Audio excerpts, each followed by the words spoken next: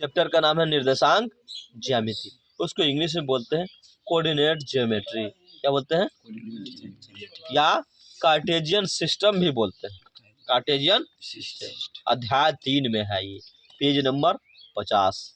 Page number 50 पलटाएगा तो अपने आप अध्याय 3 निकल जाएगा। इसमें सबसे पहले ये निर्देशांक ज्यामिति को एक वैज्ञानिक था रेने दकार्ते। कौन वैज्ञानिक था? रेने दकार्ते। तो वो सोया हुआ था। तो आदमी कैसे सोते सोते कुछ ना कुछ सोचता है। अगर किसान है तो सोया है तो सोचता है काल खेत में जाएंगे, फलना काम करेंगे, ये करेंगे, वो करेंगे, परवल तोड़ेंगे, स्प्रे करेंगे। सोच के भी सोचता है।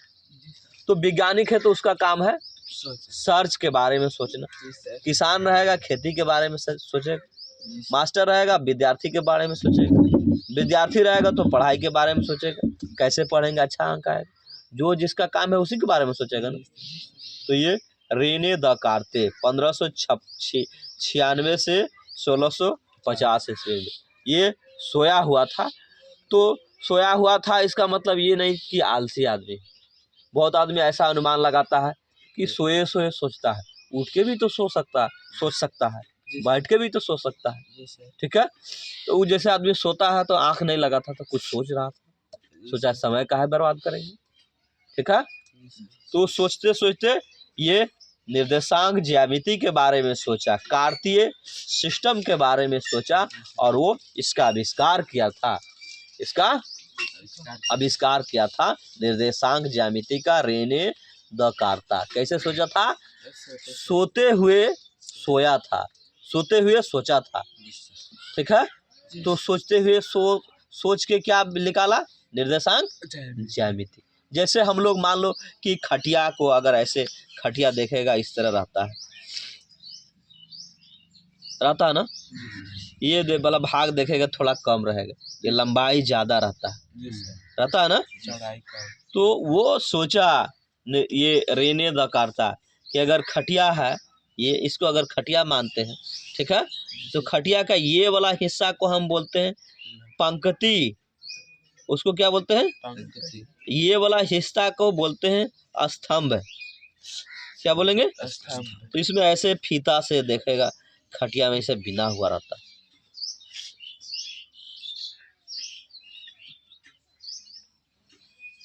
बिना हुआ है। ठीक है। तो ये ऊपर वाला जितना खड़ा है वो सब पंक्ति है। ऊपर वाला जितना खड़ा है सब क्या है? ये नीचे वाला धरती के समान जो ये जितना खड़ा है ये सब स्तंभ हो। ये सब स्तंभ है। ये स्तंभ है। मान लो कि कोई आदमी यहाँ इस पर यहाँ सोया है, यहाँ इसको यहाँ आगे ले लेते, यहाँ पर सोया है, बड़ा खटिया है। तो यहाँ पर अगर सोया है तो पूछेगा कि कितना स्तंभ में सोया है। तो इसके सामने ये स्तंभ की संख्या, नीचे वाला, ऊपर वाला क्या है? पंक्ति की संख्या। तो स्तंभ गिनेंगे यहाँ, ये यहाँ से 1 2 3, ये आएगा मेरा ये 4 आएगा ना। स्तंभ आ गया 4, पंक्ति भी आएगा ऊपर से 1 2 3। यानी ये पहले लेंगे स्तंभ वाला, तब लेंगे पंक्ति। तो स्तंभ कितना आया मेरा? 1, ठीक है, 2 3, ठीक है, और ये इसका बीच में है तो 4। इधर से लेंगे 1 2 3। तो मेरा कितना आया? यहाँ स्तंभ आया 4, पंक्ति आया 3। यानी ये व्यक्ति सोया जो है चौथा स्तंभ तीसरा पंक्ति में सोया है। चौथा स्तंभ तीसरा पंक्ति। मान लीजिए सेवे इस तरह रख दिए छोड़। अब तुम बोलेगा इतना जगह में नहीं सो सकता, सेव रख दिए, कोई भी चीज रख दी, तो यहाँ रखेंगे तो बोलेगा इसका बताइए कितना स्तंभ कितना पंक्ति में सोया है। जब भी हम मान निकालते हैं तो x और y दोनों का मान निकालते हैं, एगो का मान नहीं निकालते हैं। ठीक है। एगो का रहेगा, मान लिए दूसरा नहीं है तो 0 होगा। उसी तरह जब भी लेंगे तो स्तंभ और पंक्ति दोनों को लेंगे। स्तंभ पंक्ति पहले क्या लेंगे? स्तंभ, उसके बाद इधर से देखे स्तंभ मेरा 4 था तो लिख दिए 4। अब पंक्ति यहाँ से गिने, यहाँ 1 2 3, तो ये स्तंभ हुआ 4, पंक्ति 3 में ये व्यक्ति सोया है या कोई सामान रखा हुआ। इसी तरह वो खटिया पर सोया था, तो इस तरह ये गणना कर रहा था, स्तंभ और पंक्ति के बीच में सोच रहा था। ठीक है, तो सोचा तो ये एक तल प्राप्त हुआ। तल मतलब बैठने का जगह, खटिया क्या है, बैठने सोचने का जगह, तो ये तल प्राप्त हुआ। तो उसी तल को बोलते हैं कार्टेशियन सिस्टम। क्या बोलते हैं? तो ऊपर और ऐसे जो खड़ा रहता है पूरा, उसको क्या बोलते हैं? पंक्ति। धरती के समान जो खींचा रहता है ऐसे, उसको क्या बोलते हैं? स्तंभ। कोई दिक्कत? चलो, स्तंभ समझ गया, पंक्ति समझ गया। तो स्तंभ और पंक्ति दोनों को मिला के जो बनता है उसको बोलते हैं कार्तीय पद्धति। क्या बोलते हैं? चलो देखो, थोड़ा सा समझो। मान लो कि ये इस तरह खींचे, तो ये मेरा क्या है? ये स्तंभ है जी। एक रेखा हम ऐसे खींचे, तो ये क्या है? ये पंक्ति। ये क्या है? स्तंभ। ऐसे खींचे, ऐसे एक दूसरे को यहाँ काटता है ना, तो ये एक दूसरे को जो काटता है इसको बोलते हैं मूल बिंदु। क्या पढ़ेंगे? मूल बिंदु। मूल बिंदु में हमेशा 0 0 होता है। ये मतलब ये स्तंभ का संख्या भी यहाँ 0, पंक्ति की संख्या भी 0। तो इस तरह जो काटते हैं, तो ये स्तंभ जो रहता है इसी को बोलते हैं एक्स अक्ष। क्या बोलते हैं? ये ऊपर वाला पंक्ति जो रहता है, पंक्ति को बोलते हैं वाई अक्ष। पंक्ति को क्या बोलते हैं? तो एक्स अक्ष, वाई अक्ष जहाँ एक दूसरे को काटता है उसको बोलते हैं मूल बिंदु। क्या बोलते हैं? मूल बिंदु। चलो, मूल बिंदु यहाँ है ना। तो मूल बिंदु से अब यहाँ से इधर जितना होगा ये सब दाहिना ओर होगा कि नहीं?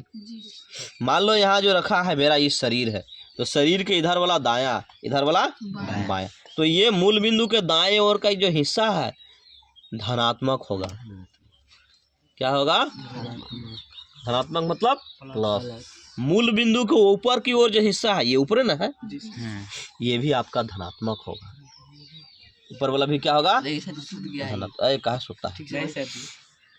तो क्या बताएं? मूल बिंदु के दाएं ओर एक्स अक्ष में धनात्मक, मूल बिंदु के ऊपर की ओर वाई अक्ष में धनात्मक। ये वाला घर मेरा धनात्मक, यानी प्लस प्लस। 2 लिखे हैं प्लस का। इधर नीचे वाला ये एक्स का मान है, ये ऊपर वाला अगर ये स्तंभ है तो ये पंक्ति है। जब भी लेंगे 2 मान लेंगे, एक्स और वाई दोनों। एक स्तंभ होगा, दूसरा पंक्ति, दोनों प्लस। कोई दिक्कत? चलो, इसी को ये जैसे दिया है एक्स अक्ष, ये ऊपर वाई अक्ष, इस एक्स अक्ष को बढ़ाते हैं, लंबा करते हैं ऐसे, एक्स ये भी एक्स। ठीक है, ये ऊपर और जो खींचा रहता है ऐसे खड़ा, उसको बोलते हैं वाई। ये वाई। तो यहाँ देखो, ये एक्स है, ये वाई है, जहाँ एक दूसरे को काटता है उसको मूल बिंदु बोलते हैं ना। तो मूल बिंदु के दाहिने ओर वाला प्लस, मूल बिंदु के ये बाएं ओर जो दाते हैं माइनस, तो इसको एक्स डैश पढ़ते हैं। मूल बिंदु के ऊपर और प्लस, मूल बिंदु के नीचे और माइनस, तो इसको वाई डैश पढ़ते हैं। क्या पढ़ते हैं? Y dash. देखो 4 घर बन गया, ये पहला, ये दूसरा, ये तीसरा, ये चौथा। बना ना? ये घर किससे बना है? इससे बना है, इससे बना कि नहीं? तो ये एक्स है, ये वाई है। डैश वाला माइनस होता है, बिना डैश वाला प्लस होता है। इसमें डैश है तो एक्स का मान लेंगे तो प्लस हुआ, इसमें डैश है तो वाई का मान भी प्लस। यानी पहला घर, इसको बोलते हैं प्रथम चतुर्थांश। क्या पढ़ेंगे? चतुर्थांश मतलब 4 भाग है, 1 2 3 4, इसीलिए चतुर्थांश बोलते हैं। चतुर्थांश का मतलब 1 में 4 भाग, 1 में 4 भाग, 1 रुपया में 4 भाग, उसको बोलते हैं चतुर्थांश। 1/4, 1 रुपया में 4 भाग मतलब 1/4, वही है चतुर्थांश मतलब 4 भाग। तो पहला चतुर्थांश प्लस प्लस, नीचे देखेगा। फिर दूसरा देखो, ये घर किससे बना है? ये पहले एक्स में देंगे, तो एक्स में क्या है? डैश है, डैश का मतलब माइनस। वाई में क्या है? डैश नहीं है, प्लस। पहले एक्स का मान, उसके बाद वाई का मान। तो ये तुम्हारा हो गया दूसरा चतुर्थांश। दूसरा चतुर्थांश। हम पूछेंगे दूसरा चतुर्थांश का चिन्ह क्या है, बोला माइनस प्लस। तीसरा देखो, तीसरा चतुर्थांश पहले एक्स में देखेंगे, एक्स में डैश है, इससे भी मिल के बना है तो वाई में भी डैश है, एक्स में भी डैश वाई में भी डैश, तो दोनों माइनस, डैश रहेगा तो माइनस। तो ये तीसरा चतुर्थांश। तीसरा हम पूछेंगे तीसरा चतुर्थांश का चिन्ह क्या होता है, बोलेगा माइनस। ये चौथा देखो किससे मिलके बना है, ये घर एगो इससे मिलके बना है, इससे मिलके बना है। पहले एक्स का मान, ये एक्स में डैश है नहीं है तो प्लस, और फिर ये वाई में डैश है तो माइनस। ये हुआ चौथा चतुर्थांश। चौथा चतुर्थांश। चौथा चतुर्थांश का क्या चिन्ह हो गया, प्लस माइनस। पहला चतुर्थांश का क्या चिन्ह हुआ, दूसरा का, तीसरा, ठीक है। अंक कोई भी अंक रहा है उससे मतलब नहीं है, अंक के आगे देखेंगे प्लस माइनस प्लस है कि प्लस प्लस है कि ये चिन्ह देखेंगे अंक के आगे, तब उसको चतुर्थांश में व्यवस्थित करेंगे, तब उसको चतुर्थांश में व्यवस्थित करेंगे। ये सीधे वाला ऊपर की ओर खड़ा रहता है वाई अक्ष, उसको क्या बोलते हैं, पंक्ति। एक्स अक्ष नीचे धरती को समान रहता है क्षैतिज, तो उसको क्या बोलते हैं, स्तंभ। समझ गया। एक दूसरे को जो काटता है उसको क्या बोलते हैं, मूल बिंदु। चलो इसमें देखो दो तरह का मान आया, एक एक्स आया एक वाई आया। ये एक्स में, एक्स अक्ष में एक्स का मान रहता है, वाई अक्ष में वाई का मान रहता है ना। तो मान लो कि अगर हमको एक्स दूरी नापना है, ये वाला, ठीक है, तो एक्स दूरी को हम बोलते हैं भुज।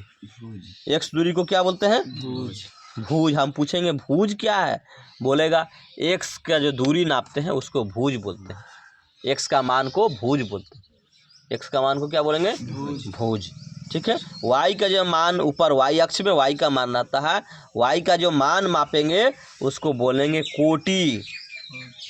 क्या बोलेंगे, ऑब्जेक्टिव में लिखा रहेगा कोटि ज्ञात कीजिए इसमें, तो वाई वाला मान लेंगे, वाई का ऊपर वाला मान लेंगे, वाई का चाहे नीचे वाला मान लेंगे, तो उसमें दिया रहेगा, ऊपर रहेगा तो प्लस, नीचे रहेगा तो माइनस। तो कोटि का मतलब दिमाग में बैठा लेना है वाई का मान, कोटि मतलब भुज का मतलब एक्स का मान।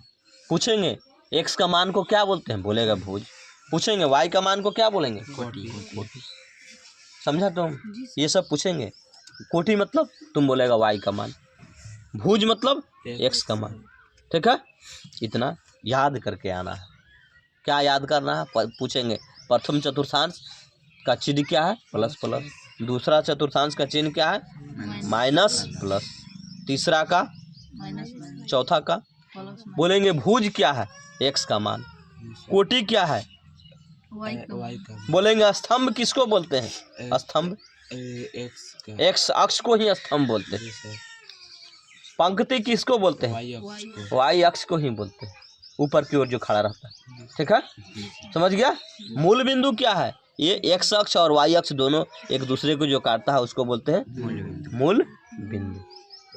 इसका ये निर्देशांक ज्यामिति, इसका आविष्कार कौन किया था, रेने दा कार्ता, खटिया पर सोया हुआ था, सोचते सोचते वो स्तंभ, क्या किसके बारे में सोचा था, स्तंभ और पंक्ति, स्तंभ और पंक्ति के विषय में सोचा, ये मेरा खटिया का चिन्ह है, ठीक है। तो ये 1596 से 1650 ईस्वी में रेने दा कार्ता ने निर्देशांक ज्यामिति की रचना की थी, ठीक है। आगे कल इस पर हिसाब बताएंगे। यही है रेने दा कार्ता, रेने दा कार्ता, ठीक है। वैज्ञानिक उसी तरह रहता है। ये सब हिसाब कल हम बताएंगे इस पर, बस आज भर इतना।